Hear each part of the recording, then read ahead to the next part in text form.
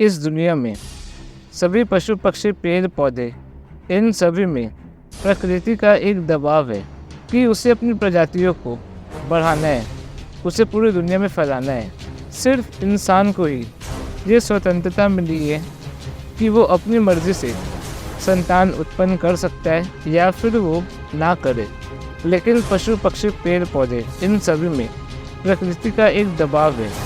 शरीर की सभी रासायनिक प्रक्रिया तभी असर दिखाना शुरू करती है जब हम बाहरी संपर्क में आते हैं, उनसे जुड़ते हैं। प्रकृति का रूप एक बंधन है जिससे तपस्वी खुद को अलग करना चाहता है।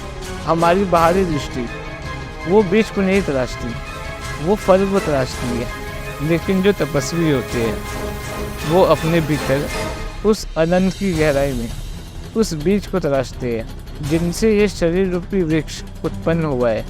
शिव निवृत्ति है और विष्णु प्रवृत्ति।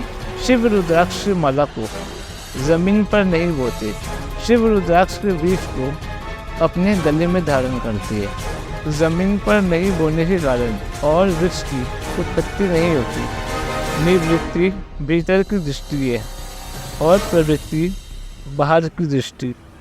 शिव महान तपस्वी है और उनकी रुद्राक्ष की माला ब्रह्मचर्य का सूचक माना गया है।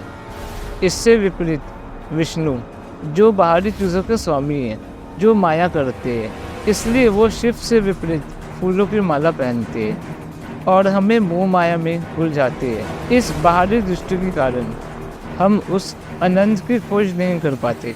हम अपने अंदर की अग्नि को, अपने भीतर की शक्ति को बाहरी चीज़ों में खर्च कर देते हैं। लेकिन शिव अपने भीतर की अग्नि को बाहरी चीज़ों में खर्च नहीं करते, वो अपने भीतर उस अनंत की खोज करते हैं। इसी कारण से उनके आसपास का वातावरण ठंडा होता जाता है।